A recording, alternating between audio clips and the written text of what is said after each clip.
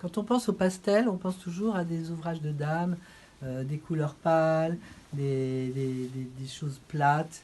Et en fait, le pastel permet beaucoup de choses. Entre autres, on peut travailler un support plat et on peut aussi travailler sur des supports rugueux et beaucoup plus compliqués. Et moi, ce qui m'amuse, c'est de voir la réaction de la craie sur des supports que j'ai travaillés à l'avance avec des différentes poudres, le marbre, le ponce, des pigments, et donc comment le pastel réagit là-dessus. Euh,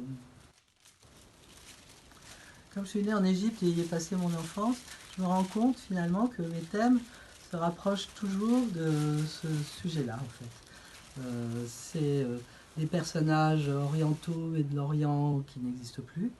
La mer, le départ en bateau, l'exil, le désert, et ces paysages ponctués de moutons. Bon, c'est pas forcément l'Égypte, mais ça y ressemble. Euh, donc quand même, je reviens très souvent sur ces sujets-là. Je travaille qu'à l'atelier, jamais sur le sujet à l'extérieur et jamais sur les personnages que je vois en fait. Il m'arrive de regarder des vieilles cartes postales, des morceaux de films, tout un tas de documents. J'ai eu plein de bouquins sur l'Orient, entre autres. Et, voilà.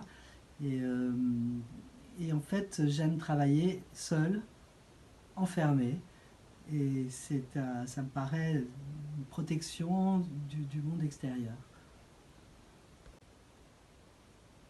Pour les petits formats, je me permets des supports complètement différents. Des tôles que je trouve au chantier naval, des zincs qui sont des anciens toits. Je vais même jusqu'à des sachets de thé que je colle, que je recolorie. Et voilà, je fais aussi des collages sur des anciens manuscrits, sur des partitions de musique. Enfin, j'essaye tout.